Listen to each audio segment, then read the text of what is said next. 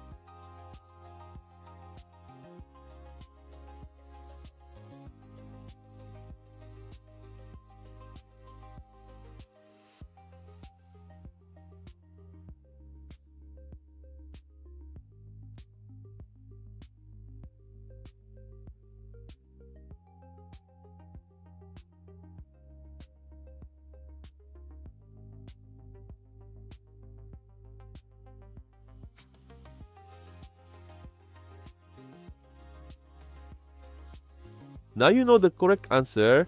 If you got it right, comment below. If you got it wrong, don't worry. This type of expression tricks many people. Leave your like and subscribe to the channel and follow the upcoming challenges. See you in the next video.